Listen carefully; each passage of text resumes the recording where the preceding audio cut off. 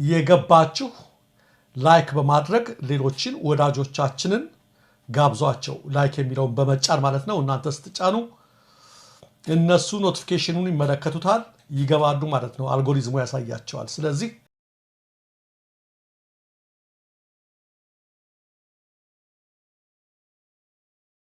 ሰላም ጤና ይስጥልን ተመልካቾቻችን እንደምን ዋላችሁ እንደምን አመሻችሁ ከአንከር ሚዲያ ዝግጅት ክፍል ያክብሮ ሰላምታችንን እናቀርባለን የአብይ አህመድ ወታደራዊ አዛዦች ድል ቀንቶናል በበርካታ የጎንደርና የጎጃም አካባቢዎች የፋኖን ኃይሎች በመደምሰስ የተያዙትን ወረዳዎች መልሰን ተቆጣጥረናል ሲሉ መግለጫ ሰጥተዋል የምስራቅ አዛዥ ጀነራል ማመር ተሰማ የጽንፈኛውን ኃይል ብሎ በጠራው ፋኖች ላይ ባደረስነው ጥቃት አብዛኛውን ኃይሉን ከጥቅም ውጪ አድርገናል ቆሞ ዋጋ አቅሙን አዳክመናል ሲሉ ነው ጀነራል ማመር ተሰማ የገለጹት ጀነራል ማመር ተሰማ በዚሁ መግለጫቸው ባለፈው በፋኖች የተያዙትን በደቡብ ጎንደር የሚገኙ ወረዳዎችን በሙሉ በመቆጣጠር ወደ ተለመደው ሂደታቸው እንዲገቡ በማድረግ ህዝቡ ሰላማዊ አየር እንዲተነፍስ አድርገናል ሲሉ ገልጸዋል ባለፉት 3 ቀናት ውጊያዎች እንዳሉ ሰማለን እነሱም በድሮን የታገዘ በጦር ጀት ጭምር የተደገፈ ውጊያ ያደረጉ እንዳለ የተነጠቋቸው ወረዳዎች ለመያዝ እንደዚሁ ኃይላቸውን አሰባስቦ መምጣታቸውን እናንተም ገልጻቸዋል እንግዲህ የነዚህን ውጊያዎች ውጤት በገለጸበት መግለጫው ነው አንድም አላስተረፍናቸው ቆመው እንዳይዋጉ አድርገናል የሚል መግለጫ ጀነራል ማመር ተሰማ ለደጋፊዎቻቸው ይሄንን ዜና ነው የገለጹት አሁን በሚባል ደረጃ ወረዳዎቹ መልሰው ይዘው እንደሚሉትም የብልጽግና መዋቅር ከእንደገና ተክለው ስራ ያስጀመሩበት ምንም አይነት ሁኔታ የለም ይሄ መሰረተ ቢስ ዜና ነው ማለት እንችላለን መሰረተ ቢስ ነው የመጀመሪያው መዋቅር የሚባል የለውም አልዘረጋም ሊዘረጋም አይችልም ህዝብም አይፈልገውም ቀደም ብሎም እንዲበተን ተደርጓል በአንጻሩ ያለው መዋቅር የፋኖ መዋቅር ነው ህዝባዊ መዋቅር ነው በህዝቡ ፍላጎት የተደራጁ መዋቅሮች የጸጥታ ያስተዳደር መዋቅሮች ናቸው የሚገኙት ነገር ግን ወታደራዊ እንቅስቃሴን በተመለከተ ወታደራዊ እንቅስቃሴ በእኛ ቀጠና እነሱ ሊመጡ ይችላሉ ወታደራዊ ስልት ጋር የተያያዙ ጉዳዮች ስለሆኑ እኛም ደግሞ ቀደም ብለን ይዘናቸው ባልነበሩ ወረዳዎች ውስጥ እየተገኘን ደግሞ ስራዎችን እየሰራ ነው ይሄ ከወታደራዊ ቴክኒክና ታክቲክ አፈጻጸም ጋር የሚያያዝ ጉዳይ ነው በአንዳንድ ቦታዎች የሆኑ ኮረብታዎች ላይ ስለሰፈሩ አገሩን እንዳስተዳድሩ እያደረጉ አብይ አህመድንም ቡድኑንም ለማስደሰት ወይም ደግሞ ለማሳሳት የሐሰት ሪፖርት እያቀረቡ እንደሆነ እናውቃለን ነገር ግን እነሱ በድሮንም ሆነ በእግረኛ የደረሱባቸው መሬቶች ቢኖሩ እንጂ አስተዳደር የሚባል ግን የላቸው ከዛ ውጭ አሁንም አብዛኛውን በተለይም የጎንደር ቀጠናውን አብዛኛውን ከ80% ያህሉን የጎንደር ቀጠና እያስተዳደረ የሚገኘው ፋኖ ነው የፋኖ መዋቅር ነው ሁለቱ የጎንደር እዝ መዋቅሮች እያስተዳደሩት ነው የሚገኙት ሰፊው የቀጠናው ህዝብ በገጠር የሚኖር እንደሆነ ይታወቃልና በአነስተኛ ከተሞችና ሳተላይት ከተሞች እንደዚሁም በንዑስ ወረዳዎች አካባቢ የሚኖር እንደመሆኑ ይህን ማህበረሰብ የፋኖ መዋቅር እያስተዳደረው እና እየመራው እንደሚገኝ ይታወቃል ነገር ግን መሐመድ ተሰማ እና ብርሃኑ ጁላ ሌሎቹ በቻሉት አቅም ደግሞ የወረራ እቅድ ወጥ ነው ሙከራዎችን አድርገዋል በተለይም በደቡባዊ የጎንደር ቀጠና ምስራቃዊ የጎንደር ቀጠና የበለሳ አካባቢዎች እንደዚሁም የመተማና የማዕከላዊ ቀጠናዎች የጋይንት አካባቢዎች ደግሞ ጫፍ ላይ የደቡባዊ ጎንደር እንቅስቃሴዎች አድርገዋል እነዚህን እንቅስቃሴዎች ያደረጓቸው አለለም የሚሉትን ኃይል ለቃቅሞ በማምጣት ለመክበብ ከ6 እና 7 አቅጣጫ በጣም ቁጥር የበዛ ኃይል የፍራት ቆፈን ተከበው እንቅስቃሴ ያደርገዋል በአንዳንድ ቦታዎች ያም ሆኖ ግን ሽንፈት ተከናንበው ተሽከርካሪ ተማርከው አመራር ተደምስሶባቸው ኮሎኔሎች ሁሉ የ53ኛ ክፍለ ጦር አዛዥን ጨምሮ ተደምስሶባቸዋል በቅርቡ ስለዚህ መሐመድ ተሰማ ምንም ሊል አይችልም ምክንያቱም ተራ አክቲቪስት ደረጃ ስለወረደ ነው ይሄን እውነት መመስከር የሚችል የጀነራል ቁመና የለውም ስለዚህ አይመሰክርም ሊመሰክርም አይችልም የእንጀራ ጉዳይ ሆኖበት እንጂ ጀነራሉ የጀነራልነትና የወታደርነት ዘመኑ አብቅቶ ወደ ተራ አክቲቪስትነት ወርዷል የውትድርና ዘመናቸው አልቆ አረጣው አክትመው ሆኖባቸው ወደ አክቲቪስት ለማስደሰት ወደ አክቲቪዝሙ ተሻግረዋል ወታደር ሆኖ ግን የሚመራላቸው ጄኔራል የተኩ ስለመሆናቸው ስላለመሆናቸው ደግሞ የሚታወቅ ነው እየተሸነፈ ያለ እየፈረሰ የተመረከ ያለ ሰራዊት እንደመሆኑ ህዝባዊ ቅቡልነት የሌለው ሰራዊት እንደመሆኑ መጠን ደረጃ ላይ ስለደረሱ የተወሰኑ ወራትም ሆኑ ቀናት በአክቲቪስትነት ለማሳለፍ ወስነዋል ጄኔራሎቹ የአብይ አህመድ ማለት ይችላል ይሄን እንደዚህ አይነት ነገር ስንናገር ከስጋት ወይም ደግሞ ከባዶ ፍርሃት እንዳልሆነ በትክክል መሬት ላይ አሁን እየሆነ መሆኑን ማሳያዎችን መግለጽ እንዳለብን ይሰማኛል ለምሳሌ ትምህርት ቤቶችን በአፋር በጋምቤላ በቤኒሻንጉል ተከፍቷል በከፍተኛ ገንዘብ ወጪ ይሄ ዋናነት ቀደም ሲል ያልከውን ከጋምቤላም ከቤኒሻንጉልም ከአፋርም መሬት ለመወሰድ ለመጠቅለል ከወዲሁ ስራ መጀመሩን የሚያሳይ ነው።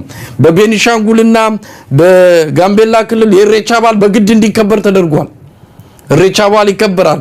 ወልቂጤ የኦሮሞ አካል ናት ተብሎ እንቅስቃሴ ተጀምሯል። ወልቂጤ ቃሉም ኦሮሚኛ ነው። ኢሬቻ ከ150 ዓመት በፊት ወልቂጤ ከበር ነበረ የሚል ግፊትም አለ። የተወሰኑ የሶዶ ጉራጌ ሶዶ ወረዳዎች በኦነግ ሸኔ ቁጥጥር ስር ናቸው። ሆን ተብሎ የተደረገ ነው። ስለዚህ መሬት ላይ እንቅስቃሴው ተጀምሯል።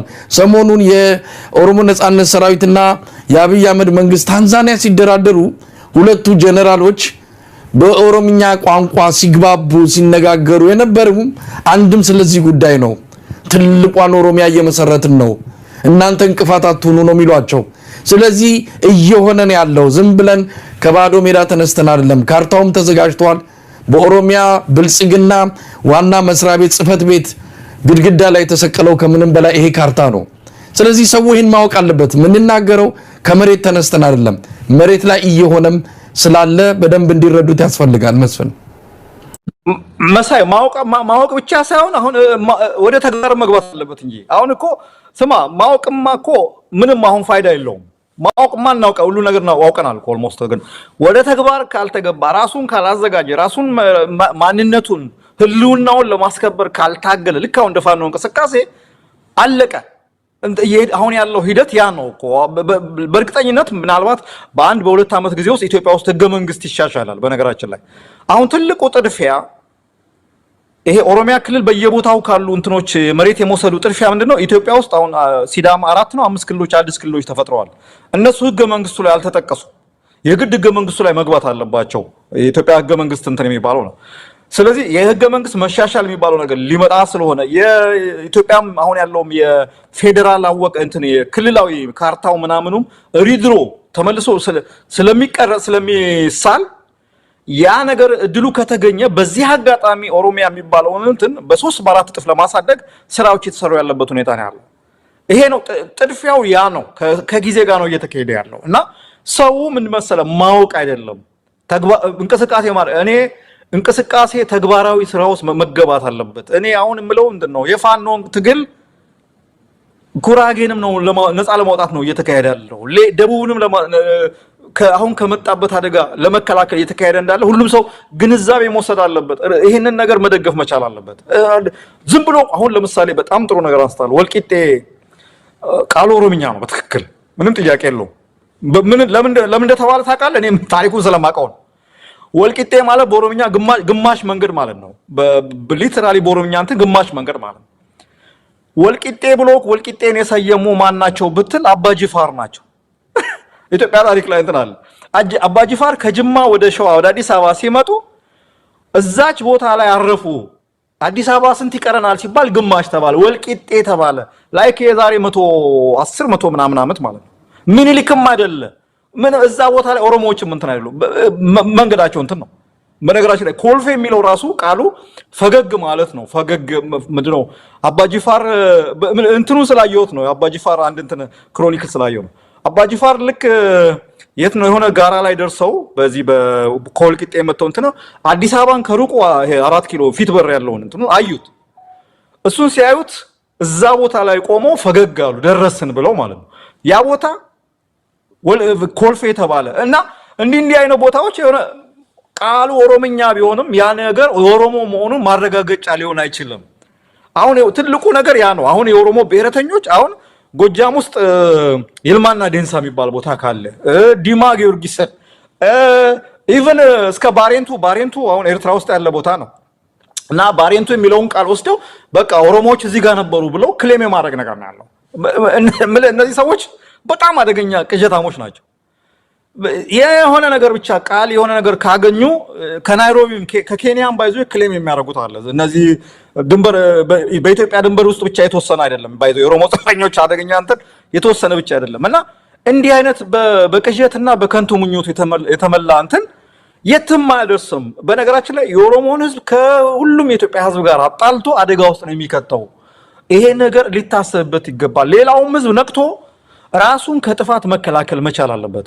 ጉራጌ ጌዲዮ፣ ሲዳማ፣ ሌላውም ይሄ ነገር በዚህ እንትን ካልተባለ እንደነሱ ፕላን እንደነሱ እቅድ ከሆነ ጊዜ በኋላ ሌላ ኢትዮጵያ ውስጥ ልክ ያው የ16ኛው ክፍለ ዘመን የሞጋሳና ጉዲፈቻ ሲስተም ማለት ያንን ነው አሁን ኢምፖዝ ማድረግ የሚፈልጉት። ይሄ ሞጋሳ ጉዲፈቻ kind of tribalist የሆነ ፕራይሞርዲያል የሆነ ኋላ ቀር የሆነ ስርዓት ነው። ይሄንን ስርዓት ዝም ብለህ ለአንትሮፖሎጂስቶች ነው መተው ያለብህ፣ ለታሪክ አጥኚዎች ነው መተው ያለብህ እንጂ ይሄንን ስርዓት እንደበጎ ነገር አምጥተህ አሁን በተቀረው ኢትዮጵያ ህዝብ ላይ በመጫን ይሄ እነሱ ሊፈጥሩት ያሰቡት ሄጂሞኒ የፍጹም የበላይነት የታሪክ የፖለቲካ የኢኮኖሚ የበላይነት እንትን ለማድረግ እንትን አይሰራም። በነገራችን ላይ ባህል ወረራ ነው አሁን እየተካሄደ ያለው። አሁን በየቦታው ኢሬቻ በቤንሻንጉል ተከበረ ምናምን ኦሮሞ በሌለባቸው ቦታዎች ላይ ኢሬቻን ብታከብር ምንም ሴንስ የሚሰጠው ነገር የለም። በነገራችን ላይ ሴንስ የሚሰጠው ነገር የለም እና እኔ ይሄን ነገር ሁሉም ሰው በጥሞና እንትን ብሎ ማወቅ አይደለም። አሁን የማወቁን ስቴጅ አልፈናል። ተግባራዊ የሆነ ነገር ምላሽ ነው የሚያስፈልገው። አብይ አህመድ ይሄንን ነው እያስፈጸመ ያለው። የአብይ አህመድ አገዛዝ እያዘናጋ እያባበለ እያታለለ እያምታታ እየፈጸመ ያለው ይሄ የኦሮሞ ጽንፈኞችን ቅዠት ነውና ይሄንን አውቆ ተገቢውን እርምጃ መውሰድ ነው የሚገባው። ይሄን ነው ማለት የምችለው መሰለኝ። መስም ምናልባት በዚህ ላይ ተወሰነም ተጨማሪ መረጃ ለመስጠት ያህል ነው። እንግዲህ ይሄ ነገር በደንብ እየተካሄደ ነው። ለኢትዮጵያ ሕዝብ በቴሌቪዥን የሚነገረው ቴሌቪዥኑ ሚዲያው በአጠቃላይ ከአብይ አህመድ ፌክ የሆኑ ትክክለኛ ያልሆኑ የማስመሰል ፕሮጀክቶች ጋር አብረው ከበሮን እየደለቁ ነው ያሉት። ይሄ የኢትዮጵያ ሕዝብ በደንብ መንቃት አለበት። በጀርባ ኢትዮጵያን ገዝግዞ የሚያጠፋ ትልቅ ፕሮጀክት ውስጥ ገብቶ አብይ እየሰራ ነው ያለው። ሰሞኑን ከሁለት ሶስት ሳምንት በፊት አብይ አህመድና ሽመልስ አብዲሳ አፋር ሄደው ነበረ ትራክተር ይዘው። ለቴሌቪዥን የታየው ትራክተር የሚሰጥ ነው። ይሄ አብይ እዚህ ነገር ውስጥ መግባትም የለበትም። ነገር ግን እዛ የሄዱበት ዋና ዓላማ ከአሰብ ጋር የተያያዘ ነው። አሰብ እንግዲህ እነሱ የሚያልሙት የሚቃዡት ነገር አለ። በዛ በኩል ትልቋን ኦሮሚያ ለመገንባት አፋር የሚባለውን አካባቢ ለመጠቅለልም በዛው መዳረሻው አሰብ የሆነ አካባቢን ወደዚህ ወደ ታላቂቱ ኦሮሚያ ለመጠቅለል እቅድ እንዳለ ነው እነሱ መሬት ላይ ያካሂዱት ነው። ቀደም ሲል እንዳልነው ታንዛኒያ በተካሄደው ድርድር በኦሮምኛ ቋንቋ ሲነጋገሩ የነበሩት አንድም ስለዚህ ጉዳይ ነው።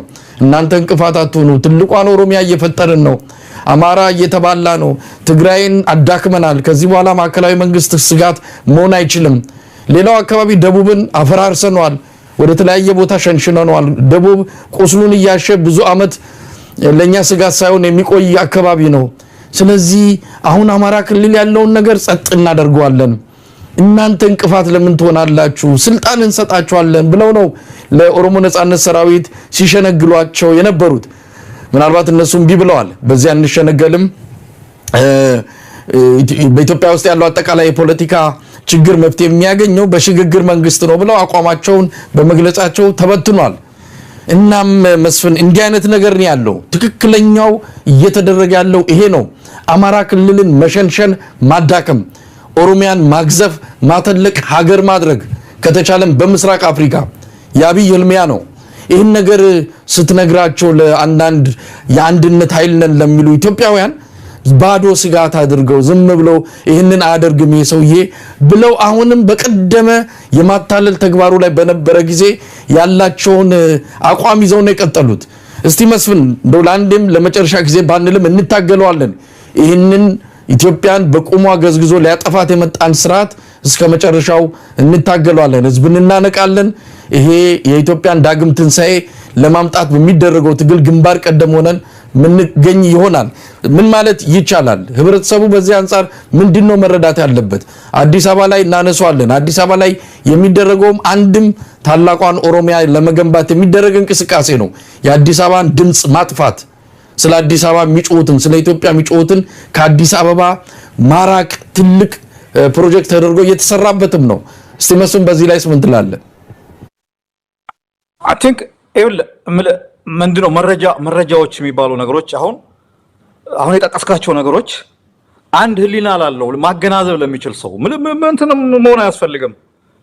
ዝም ብለህ ኢትዮጵያን አሁን ያለችበት ሁኔታ ተመልክተህ በህሊና ሚዛን ላይ አስቀምጠህ የራስን የሆነ ጃጅመንት መውሰድ ነው የሚያስፈልገው። በአሁን ባለው ኢትዮጵያ ሁኔታ ኢትዮጵያ ውስጥ እኔ የሚያሳዝነው ፓርት እሱ ነው። አሁን የምናወራው እኮ ስለ ዲሞክራሲ ስለምናምን ሳይሆን ስለ እኩልነት ስለ ህልውና ነው። ባይዞ ህልውና ነው። ይሄ አሁን የምናየው የኦሮሞ ጽንፈኞች ለመፍጠር እየፈለጉ ያሉት ሀገር መስፋፋቱ የወደብ መንት ማድረጉ አዲስ አበባን የመዋጥ የመሰልቀጡ ነገር በሙሉ በኮስት አለው ዋጋ እያስከፈለ ሌሎችን በመደፍጠጥ ሌሎችን በማጥፋት የሌሎችን ህይወት በማመሳቀል ላይ የተመሰረተ እንት ነው። ይሄ እኮ እንትን አይደለም እኮ አሁን ኢትዮጵያ ሰባረላን ባዶ መሬት አይደለም። አሁን እነዚህ ሰዎች እኮ የኛ ነው እያሉ ያሉት ባዶ መሬት በረሃማ መሬት ዝም ብሎ እንትን ነገር አይደለም እኮ።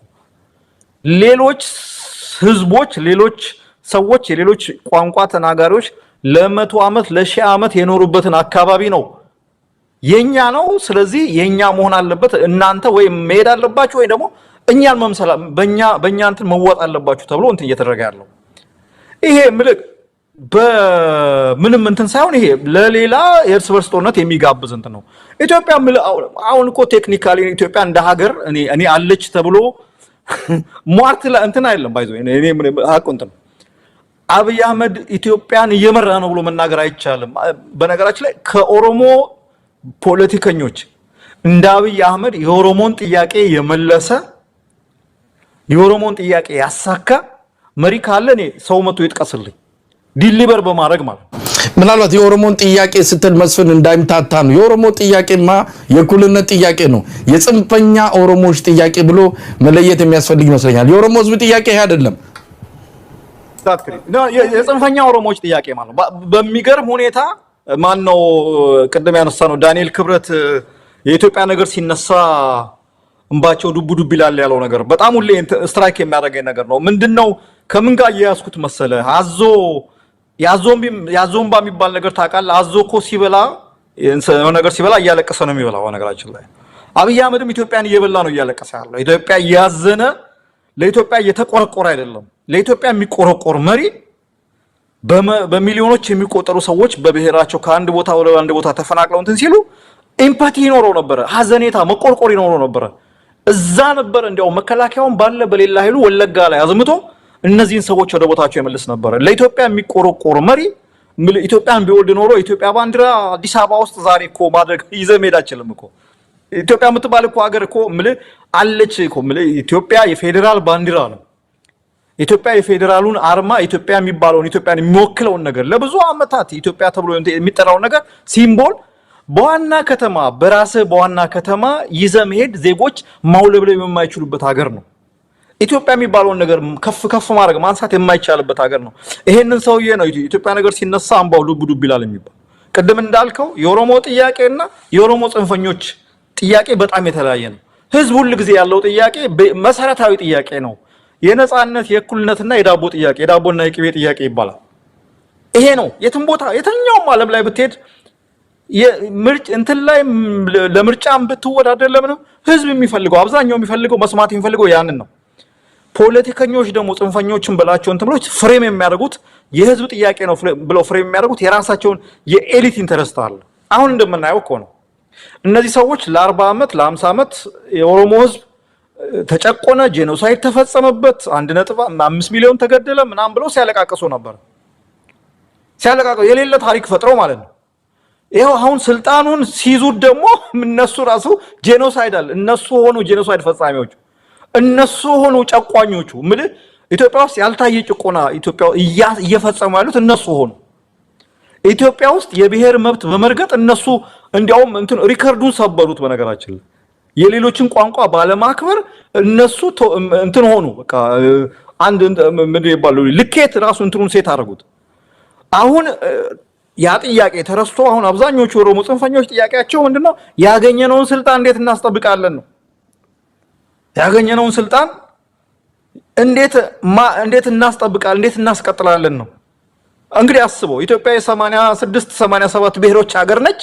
የአንድ ብሔር ሊቃን ስልጣኑን ለዝንተ ዓለም ለመያዝ የማይፈነቅሉት የማይሰሩት እንትን የለም። ይሄ ነው አደገኛ እንትን ነው አመለካከቱና ዞሮ ምንም ነገር ቢያደርጉ ምንም ገባ ኢትዮጵያ ህዝብ ነፃነት ወዳድ ህዝብ ነው እንኳን እነዚህ ቀርቶ እነዚህ ጽንፈኞች ቀርቶ በስንት 40 ዓመት ጣሊያን ተዘጋጅቶ መጥቶ ምን እንዳደረግነው እናውቃለን በአፍሪካ በአለም ምን ያኔ አንዳንድ ጊዜ ይገርመኛል ኢትዮጵያኖች በጣም ይሄንን ቫልዩ ቀደም አሁን ስለ አሜሪካ አስተናሳ 280 ዓመት ታሪክ ያላት ሀገር ነች በእንግሊዝ የተፈጠረች ቀኝ የተገዛች ምናምን ነገር ግን እንዴት ራሳቸውን ከፍ እንደሚያደርጉ እንደሚኮሩ ስታይና እኛ